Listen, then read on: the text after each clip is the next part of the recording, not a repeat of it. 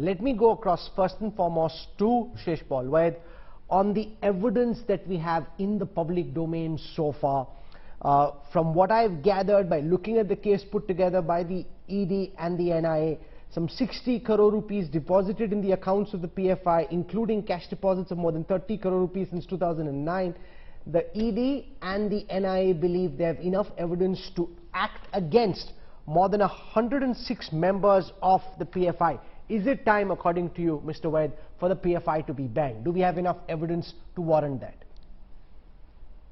Rahul, I think a country like India has already been very late in doing this. If you ask my opinion, and as all the people who are watchers of the security situation, internal security situation in the country, the activities of PFI, in fact, for last now many years, have been out there in the public domain to destroy the internal peace, the internal security situation, and stop the march of India becoming a global power.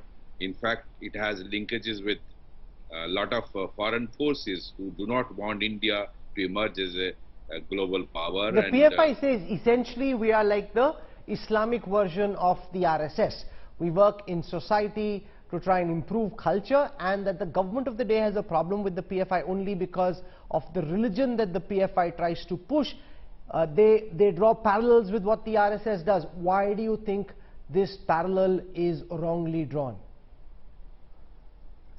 That is their ploy, but I think ultimately, Rahul, everything will be judged in the courts, and evidence will be placed before the honorable courts, and there is sufficient evidence. Not today. You saw even this year when Ramnami processions were taken, how in many states across the country communal violence was engineered, attacks were engineered, and this was done with a particular act plan.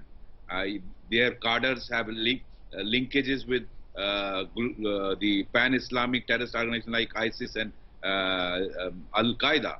You have so many incidents of communal violence, whether it is Kanpur or Kauli in Rajasthan, Bangalore, you name it. There's so many places, I can count many of them, where its involvement, Delhi riots, anti-CA protest, how money was used, how international funding is coming, whether it is China, whether it is Turkey, whether it is Pakistan, how the money from Gulf countries is coming. It has, in fact, there are linkages even with terrorist outfits of Turkey, and how a meeting was arranged by their intelligence agency. You know, after Mr. Erdogan came, how Turkey is working to break India and against the country. So you've made several points, and I want to put those to Sharfuddin Ahmed, because the case that I have read put together by the ED suggests that the PFI has district executive committees in the UAE, in Oman, Qatar, Kuwait, Bahrain, Saudi Arabia, from where funds are raised. Targets are given to these individuals to collect cash, transfer this through Hawala transactions, which are camouflaged as genuine business transactions. Whether it is the Hathras incident, the anti-CA protest, the Delhi riots case, it's the name of the same organization, the Popular Front of India, that comes up each and every time. Is it time, therefore, that the PFI be banned? Is action amounting to banning the PFI now inevitable?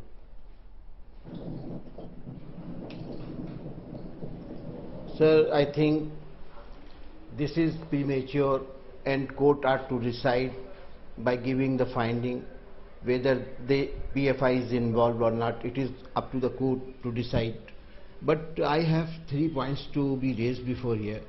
That despite several observations made by Honorable Supreme Court about the inefficient functioning of the investigating agencies, nothing has been done on the part of the government to improve the situations. So, Bineet Narayan, a very well-known person who has filed a petition in Supreme Court in Jain Hawala case, seeking the monitoring of the court in such a big case where the funding was attributed to be given to Hizbul Mujahideen. That case for 30 years has not been conclusively disposed of. The problem second is that the Supreme Court has several times said, and indications are there, done by the series of the articles just in Indian Express, that recent investigating series has indicated continuing bias of functioning in the investigating agencies. My point is also here, in April 2022, one of the former Pracharak of Sangh, Yashwant Shinde, made a complaint containing 15 pages detailing all the facts where the RSS has deployed in disruptive activities and bomb blast.